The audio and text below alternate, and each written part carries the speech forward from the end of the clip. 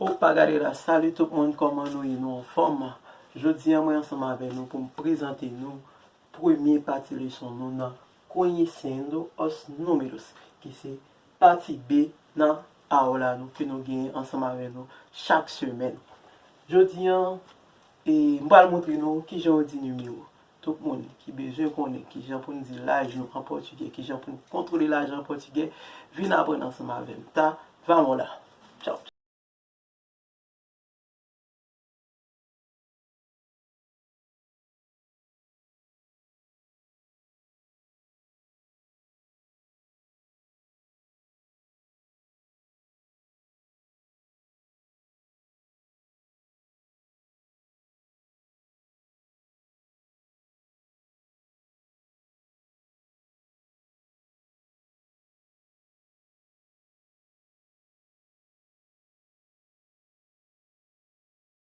Là. Ou même qui gagne carrière, les carreaux, ou même qui gagne plume, les plumeaux, et plutôt, prends B.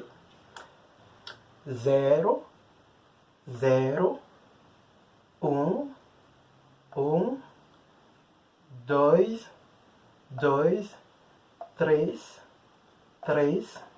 3, 4, 4, 5, 5, 6, 6, 7, 7, 8, 8, 9, 9, 10, 10, 11, 11, 12, 12, 13, 13, 14, 14, 15, 15, 16, 16, 17, 17, 18, 18, 19, 19, 20, 20.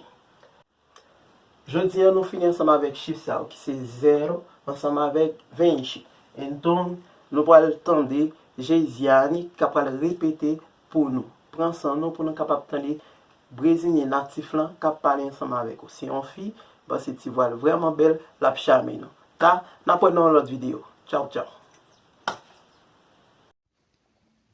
Oi, gente. Meu nome é Geisiane e eu vou estar falando os números de 0 a 20 para vocês em português. 0, 1, 2, 3, 4, 5, 6, 7, 8, 9, 10, 11, 12, 13, 14, 15, 16, 17, 18, 19, 20.